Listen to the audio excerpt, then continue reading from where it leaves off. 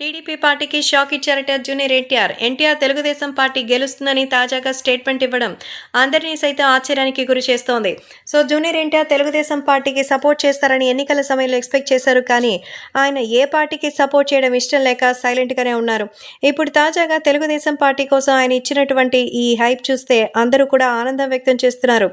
ఎట్టకేలకు జూనియర్ ఎన్టీఆర్ నోరు తెరిచి తన పార్టీ గెలవాలని అయితే కోరుకున్నట్టుగా తాజాగా సమాచారం అందుతోంది. తెలుగుదేశం పార్టీ అధికారంలోకి రావడం పక్కా అని, భారీగా విజయం సాధిస్తుందని తెలియజేసినట్టుగా అయితే తెలుస్తోంది. యంగ్ టైగర్ ఎన్టీఆర్ చెప్పిన దాని ప్రకారం రాష్ట్రంలో కూటమి అధికారంలోకి వస్తుందని, జూన్ 4వ తేదీన అనౌన్స్ చేయబోయేటువంటి ఫలితాలలో భారీ మెజారిటీ అయితే వస్తుందని తెలుస్తోంది. కాబట్టి యంగ్ టైగర్ ఎన్టీఆర్కి సంబంధించి ఈ విషయం తెలియజేయగానే అందరూ ఎంతగానో షాక్ అవుతున్నారు. ప్రస్తుతం ఈ విషయం సోషల్ మీడియాలో సైతం సంచలనంగా మారుతోంది. జూనియర్ ఎన్టీఆర్ తెలుగుదేశం పార్టీ గెలుస్తుందని, అఖండ మెజారిటీతో సీఎంగా నారా చంద్రబాబు నాయుడు 4వ తేదీన ప్రమాణ స్వీకారం చేస్తారంటూ ఎన్టీఆర్ మీడియా ముఖంగా చెప్పేసరికి టీడీపీ కూడా అవాక్కైపోయింది. ఎన్టీఆర్ టీడీపీ కోసం ఇంతలా ఆలోచిస్తున్నారా అంటూ అందరూ కూడా ఆశ్చర్యం వ్యక్తం చేశారు.